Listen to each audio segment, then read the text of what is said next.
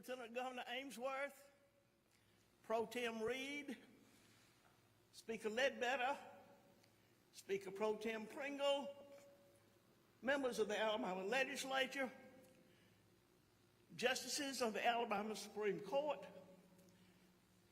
distinguished guests, and my fellow Alabamians.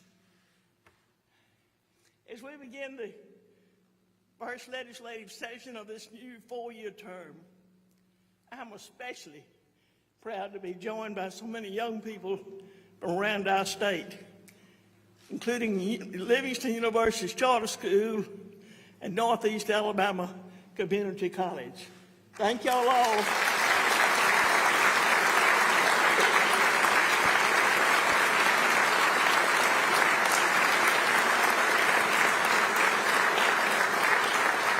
Y'all please be seated. Folks, our students, our young people, why we work, the work we do today matters, and why we must get it right. Everything we do today is for a better tomorrow for these children and all of the families who call Alabama home. We have an opportunity during this legislative session to continue making progress for Alabama families. We must be prudent and wise with our folks' hard-earned dollars. We must support a strong economy in Alabama so mom and dad can provide for themselves and their children. We must support these hard-working parents. We must ensure that our children have the opportunity to receive a quality education no matter where they live. And we must prioritize the safety of our children and our communities. I believe Alabama can accomplish these goals and more because we believe in the power of strong families. Ladies and gentlemen, we have a lot of work still ahead. But as I've said and said many times before, I'm confident Alabama's best days are still in front of us.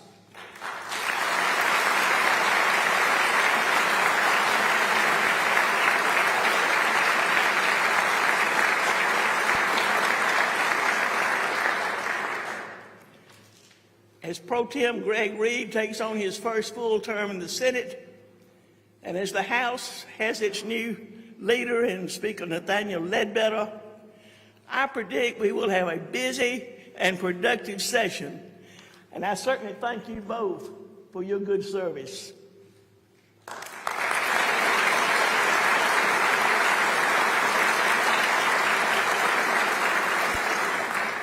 I know at the end of this session, we will have made great strides for the 5 million Alabamians who call Alabama their sweet home. This evening, I am proud to offer a report on the state of our state. Folks, Alabama is thriving. It is filled with immense opportunity and endless possibilities.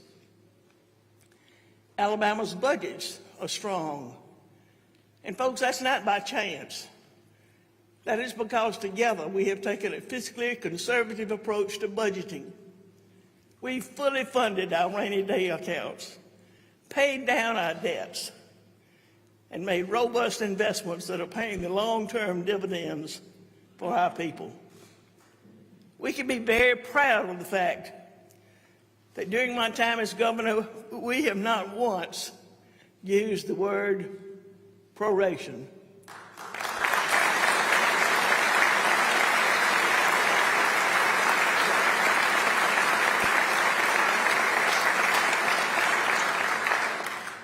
Now, once have you used that word, and nor have we spent beyond our means. And y'all, that's not going to change going forward. Members, I urge you to completely pay off the Alabama Trust Fund this year. That was the promise made to the people of Alabama, and we should make it a priority. Unlike D.C., we pay our debts.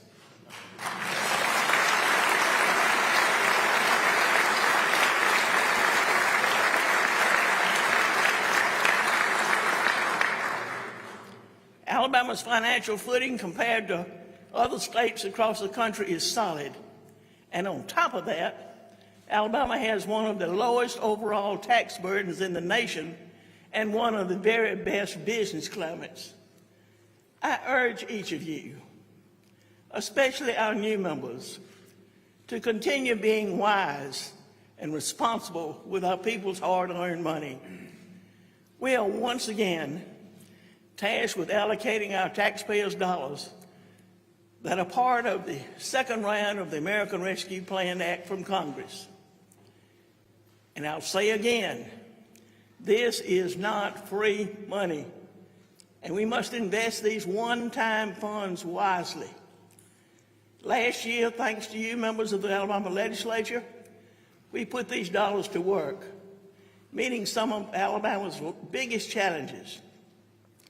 And I commit to the people of Alabama, we will once again take a smart approach and put it towards major and needed endeavors like expanding broadband access, improving our water and sewer infrastructure, and investing in our health care, including telemedicine.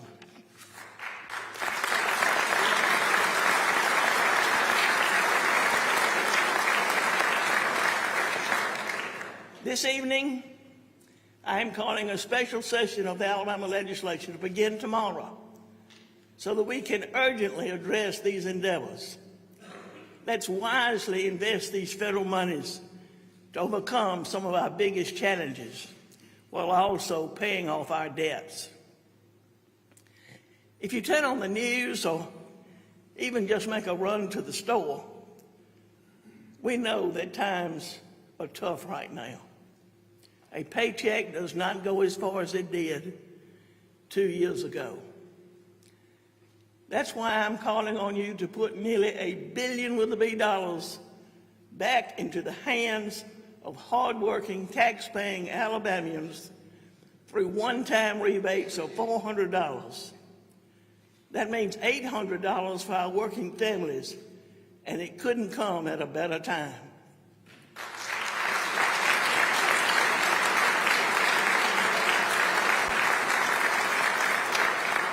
Folks, this is the people's money, and it's only right, while still acknowledging we are recording revenues far exceeding normal and sustainable levels, that we give a fair share of this money directly back to the people of Alabama.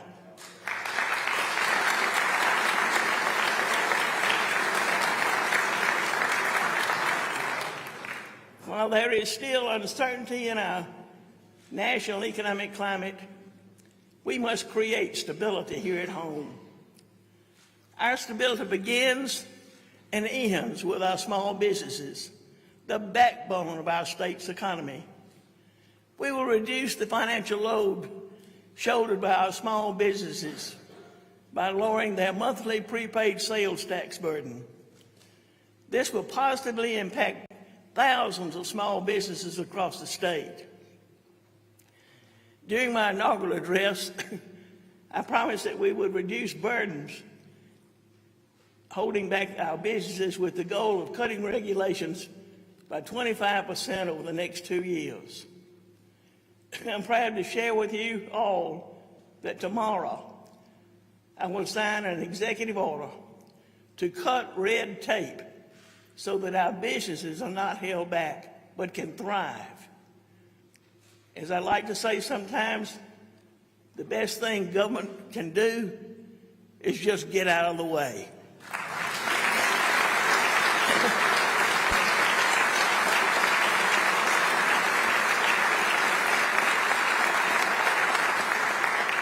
I'm also proposing we invest even more money into locally owned businesses, the ones ingrained into the DNA of our communities, through a $200 million grant program known as our Main Street program.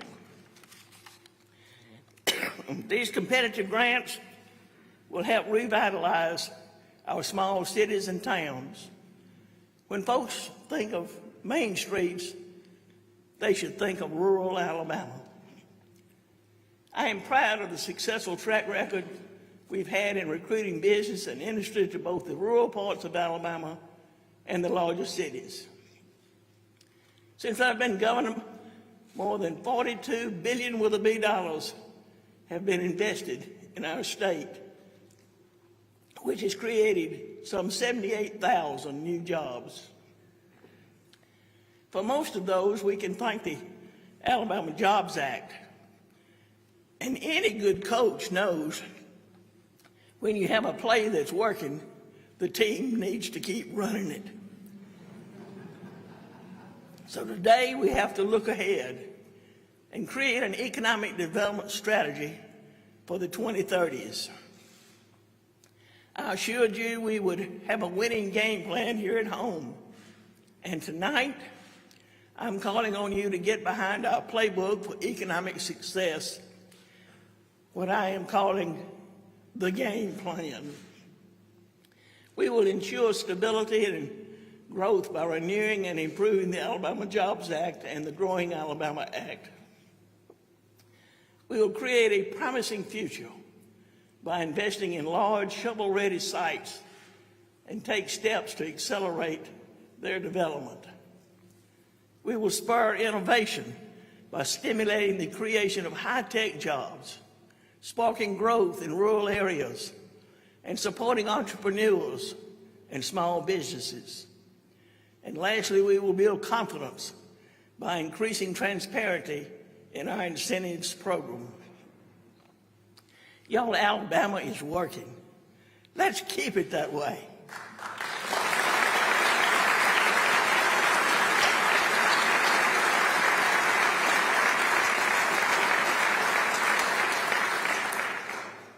I call on you to join me in ensuring that we keep winning by implementing the game plan through its passage in the legislature, and I urge you to make this an early priority.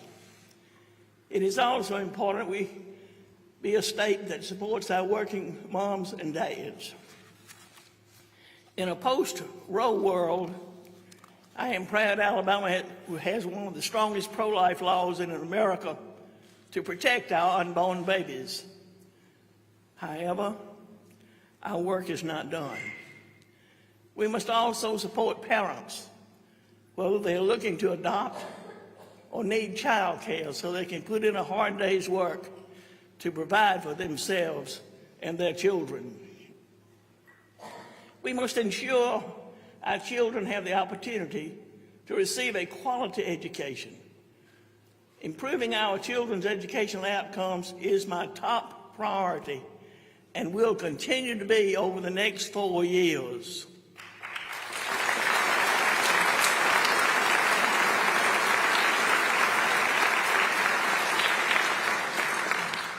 The first policy initiative of my first term was what I called Strong Start, Strong Finish. Our groundwork positioned our youngest learners to receive a sturdy foundation, ensuring their strong finish when they entered the workforce. I am confident in the direction we are taking to improve our children's education. We have aligned our standards and assessments. We have seen stability in leadership, and we are experiencing a hunger from all areas of our state to produce better results for our students. That's why I believe we will make tremendous improvements in the area of education, so Alabama ranks among the top 30 states in reading and math by the end of my term as governor.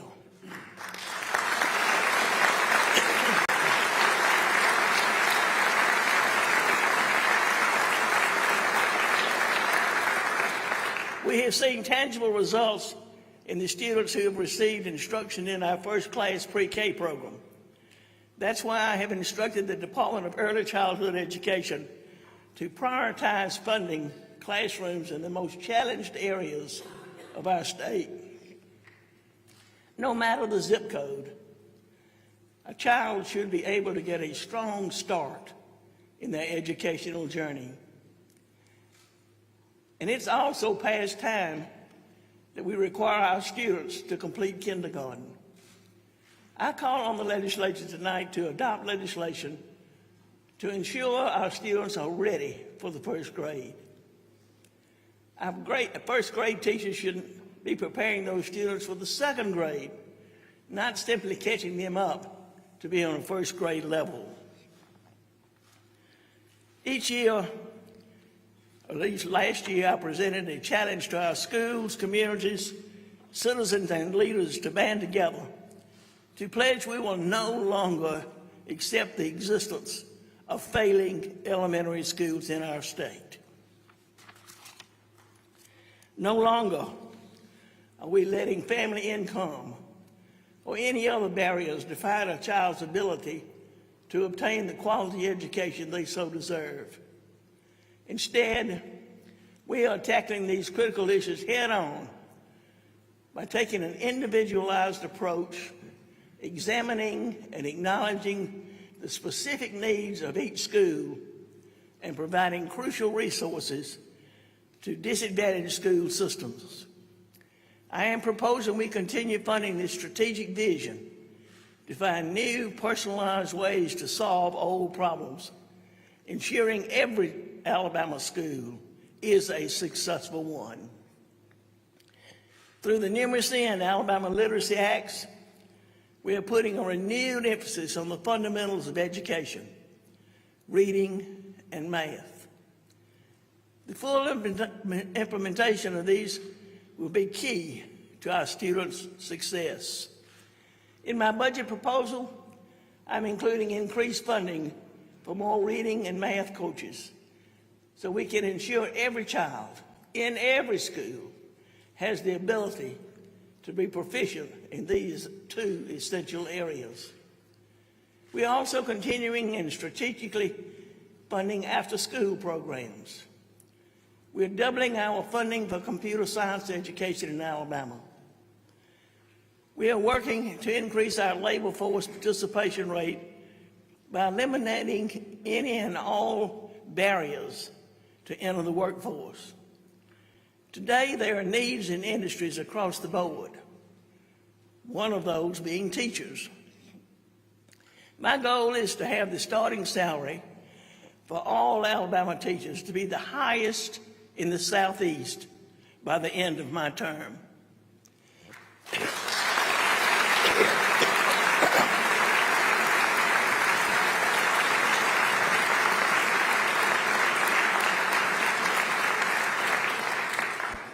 To that end, I am proud to announce tonight that I'm proposing a 2% pay raise for our teachers.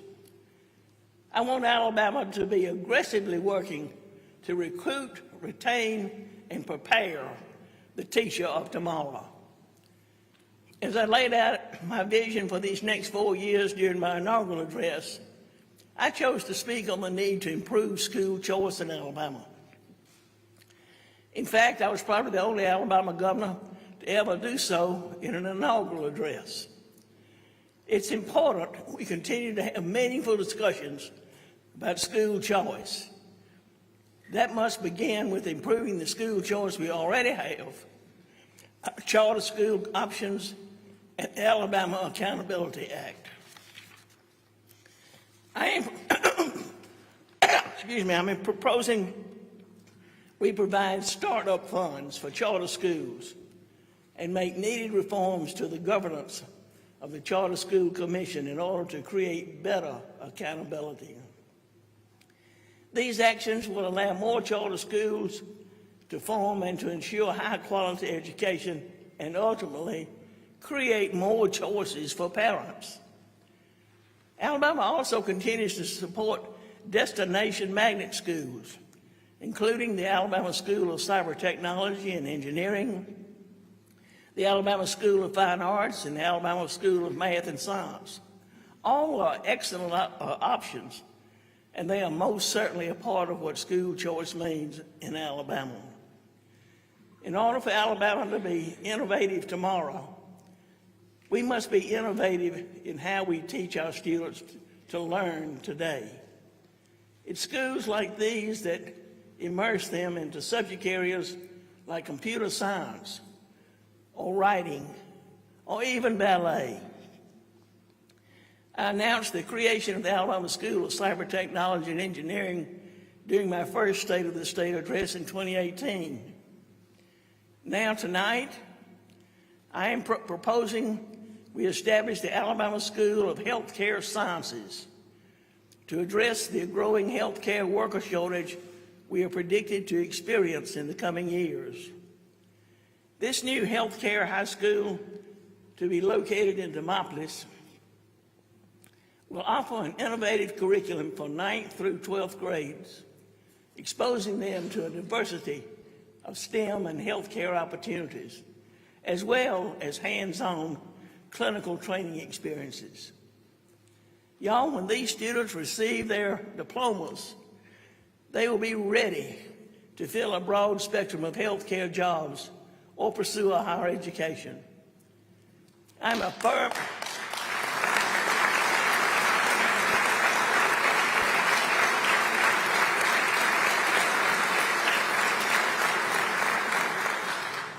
firm believer in getting our students in real-life experiences. In this modern economy, I also value STEM education, and learning must not stop at the classroom door. Coach Saban has said before that while there are many trophies and championships in the game of football, the most life-changing achievement is getting an education. I could not agree more, Coach.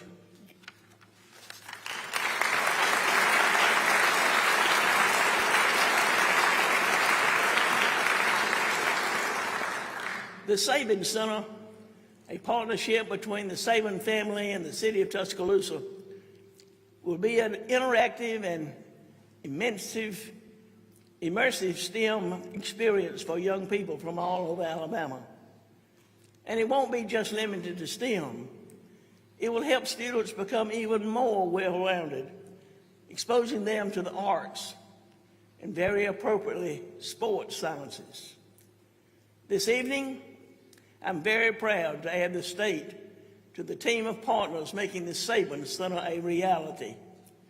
I believe this will be a learning center for many Alabamians for generations to come. And to that I'll say, roll tide.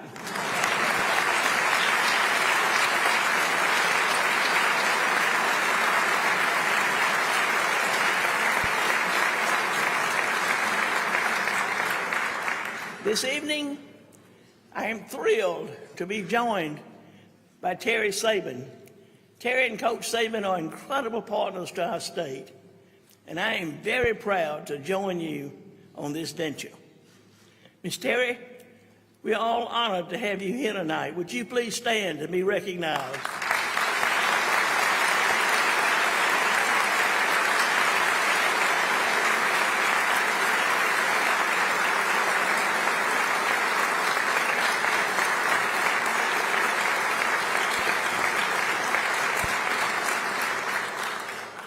And while education is number one, nothing is more important than the safety of our children. Since 2018, we've invested over $126 million in school safety and security. We must continue to do that in this legislative session. Ensuring safety in our schools also means caring for the mental health of our young people. We're making tremendous strides to put a focus on mental health care in Alabama through our investments and our actions.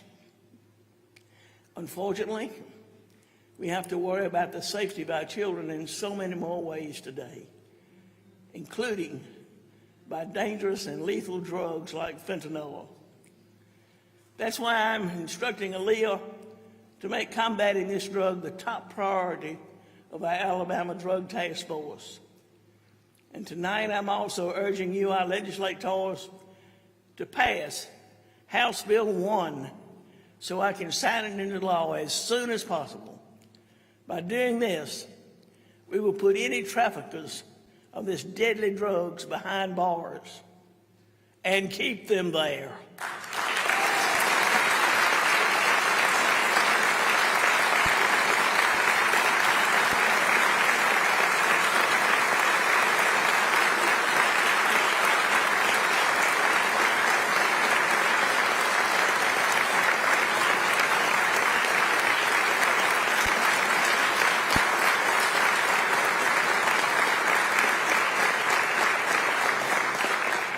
While I cannot control what steps are being taken, or maybe better said, not being taken at our southern border, I can do everything in my power to stop this drug from being a killer in Alabama. Here in our state, we have and we will always back the blue. And that means standing behind the men and women who serve Alabama as corrections officers.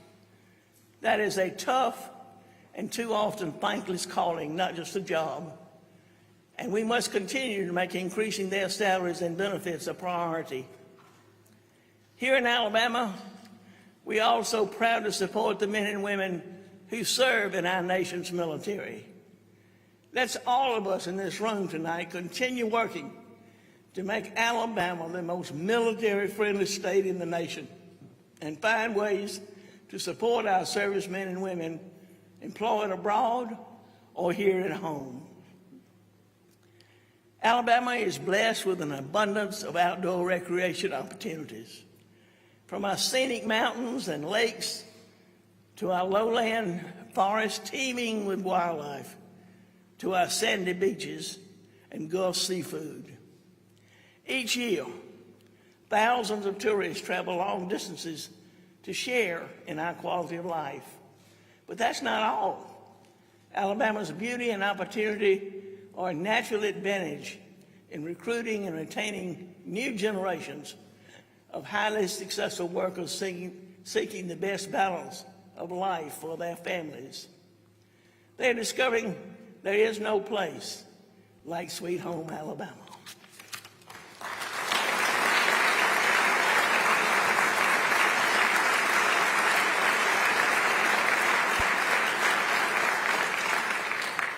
There is great possibility in the future of our state. And as we look ahead to a future filled with rich opportunity and great possibility, I pledge that we will build on our roots by focusing on getting the hard work done today while never forgetting that our work now matters most to our future generations. Since inauguration, we've hit the ground running. We are working hard to improve life for our Alabama families. I'll say it again. We will have a busy, productive, and full 4 years in front of us. Let's work together, and let's go to work.